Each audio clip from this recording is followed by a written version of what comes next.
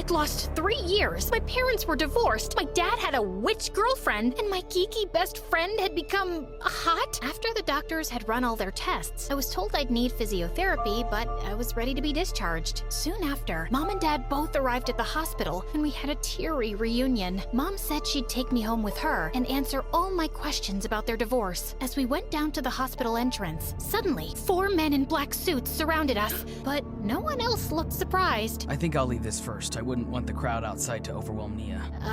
Did I miss something here? You know how you said earlier I looked like a lead singer of a boy band? Well, actually, I am. I'll tell you all about it later, okay? And the minute the hospital door opened, the crowd broke out into frenzied screams. I looked on in complete shock at Zeke smiling and waving while his bodyguards escorted him to a car, and then he was gone. Holy mother of what? On the way home, Mom explained that a year ago, Zeke had joined some neighborhood kids to form a band. They'd won a talent competition with a song Zeke had written, which shot them to instant fame. His fans are usually camping outside the hospital because they know he visits often. His fans? Man, I was not getting over this anytime soon. It also turned out that he no longer lived in the house next door. And then, Mom finally explained everything that happened with Dad. After you went into a coma, I started getting really angry at your dad. I knew it wasn't his fault, but I kept blaming him because he'd always pushed you to play soccer. We were fighting all the time and growing distant. Then one day I received pictures in the mail of him and a woman from work looking like a couple, and that was the last straw. He denied having an affair, but I had proof, and soon after the divorce, he started dating that same woman. Maybe it wasn't fair to blame him for your accident, but he betrayed our marriage. My heart broke at how my perfect family had been torn apart, but somehow I was having trouble believing that Dad would cheat on Mom. Adjusting to my new life was quite tough over the next few days. I had to get used to Dad not being around, and he couldn't even visit immediately because his girlfriend Rachel had a family emergency out of town. I couldn't play soccer till I was done with physiotherapy, and I was 3 years behind everyone in high school,